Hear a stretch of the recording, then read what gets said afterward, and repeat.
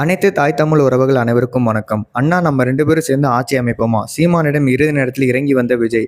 என்ன முடிவெடுக்கப் போகிறார் சீமான்? இது குறித்து தான் இந்த காணொலியில முழுமையா பேசப் போறோம். வாங்க வீடியோக்குள்ள போகலாம். தமிழ்நாட்டு அரசியல் களத்துல நாம் தமிழர் கட்சியின் அந்த உடும்புப்பிடி அப்படிங்கிறது 2016ல இருந்து ஆரம்பிச்சிருச்சு. 2016ல அவர்கள் தமிழ் தேசிய கருத்துல தங்களால் முடிந்த அளவு விதைத்தாலும் வெறும் 1% வாக்குல தான் வாங்கினாங்க. ஆனா 2019 தேர்தலில் சீமான் அப்படிங்கிற ஆளுமை கருணாநிதி ஜெயலலிதாவுக்கு பிறகு ஒரு மிகப்பெரிய ஆளுமையாக உருவெடுத்துச்சு. அதன் காரணமாக நாம் தமிழர் கட்சி 4% எகிரிச்சு. அதே மாதிரி 2021 தேர்தலையும் அது சட்டமன்ற தேர்தல் அப்படிங்கிறதுனால மீண்டும் ஒரு டபுள் ஐப் கிடைச்சி 7% வாக்குல நாம் தமிழர் கட்சி ஈட்டுச்சு. ஸோ அப்படி நாம் தமிழர் கட்சி வளர்ச்சி அப்படிங்கிறது கிராஜுவலாக வளர்ந்துட்டு இருக்கு. 2024 நாடாளுமன்ற தேர்தல் வந்த காரணத்தினால அது ஒரு லைட்டான வளர்ச்சியை கொடுத்து அங்கீகரிக்கப்பட்ட கட்சியாக மாறுச்சு.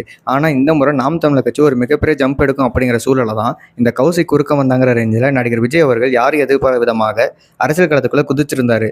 எனவும் பல்வேறு விதமான விமர்சனங்களை விஜய் மீது வைத்தாலும் ஒரு ஸ்டார் ஆக்டர் அப்படிங்கிற ஒரு இடத்துல எம்ஜிஆர் ரஜினிகாந்த் இவர்களுக்கு இணையான ஒரு கிரௌட் பில்லராக இருந்த காரணத்தினால நடிகர் விஜய் அவர்கள் இந்த அரசியல் களத்தில் ஒரு அதிர்வலை ஏற்படுத்தி இருக்கார் அப்படிங்கிறத நம்மளால மறுக்கவும் மறைக்கவும் முடியாது அப்படிங்கிறத உண்மை. ஸோ அந்த விதத்தில் நடிகர் விஜய் அவர்கள் ஜான் ஆரோக்கியசாமி அவர்களுடைய வீகத்தின்படி ஒரு சில நகர்வுகளை எடுத்து வைத்து இப்போ திமுக சேலஞ்ச் பண்ணக்கூடிய ஒரு இடத்துல இருக்கார் அப்படிங்கிறது எக்ஸிட் போல் போன்ற பல நிறுவன கருத்து திணிப்புகள் இருக்குது. ஆனால் உண்மை என்ன அப்படிங்கிறது மேனால தான் தெரியும். அப்படின்னாலும் விஜய் அவர்கள் தான் எப்படியும் ஒரு சிங்கிள் லார்ஜஸ்ட் பார்ட்டியாக மாறிடுவோம். அட்லீஸ்ட் ஒரு 90 முதல் 100 சீட்டுகளாவது நம்ம ஜெயிச்சிருவோம் அப்படிங்கிற நம்பிக்கையில் இருப்பதாக சொல்லப்படுது. அதன் காரணமாக நம்ம திரும்ப திராவிட கட்சியின் உதவியோட திராவிட கட்சிகள் ஆட்சி அமைக்க உதவினாலோ அது நம்முடைய வசீகரத்தை கெடுத்துரும். அதன் காரணமாக ஒரு ப்ரெஸ்போஸாக இருக்கக்கூடிய அந்த சீமான் அவர்களிடமே நம்ம உதவி கேட்போம். எப்படி நாம் தமிழர் கட்சி ஒரு 15 முதல் 20 சீட்டுகளை வெல்றதுக்கான வாய்ப்பு இருக்குது.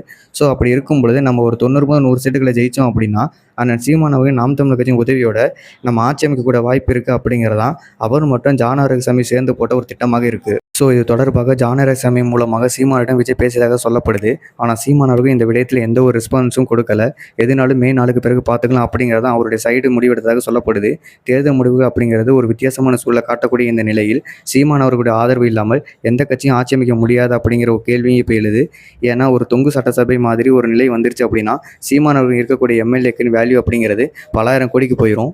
ஸோ அப்போ சீமான் அவர்கள் கை காட்டக்கூடியதான் முதல்வர் அப்படிங்கிற ஒரு நிலை கூட வரும். ஸோ இப்படி பல்வேறு தலைவர்களும் இதை நினைத்து பெர்முடேஷன் காம்பினேஷன் போட்டு சீமான் அவர்கள் அணுகி கொண்டு தான் இருக்கிறாங்க. இதில் சீமான் அவர்கள் என்ன மாதிரியான முடிவு எடுக்க போகிறார் அப்படிங்கிறது மே நாளுக்கு தான் தெரியும். அப்படிங்கிறத மாற்று கருத்து இல்லை. ஸோ நாம் தமிழர் கட்சி ஆரம்பத்திலேருந்து இப்போ வரை அவர்களோட அந்த அரசியல் பிடி அப்படிங்கிறது உடும்புப்பிடியாக இருக்குது. அது மாறவே இல்லை அப்படிங்கிறத இது போன்ற நிகழ்வு நமக்கு தெளிவாக காட்டுது. இது போன்ற செயல்களை உடனுக்குடன் தெரிஞ்சுக்கணும் அரசியல் சேனலை சப்ஸ்கிரைப் செய்யவும். நன்றி, வணக்கம்.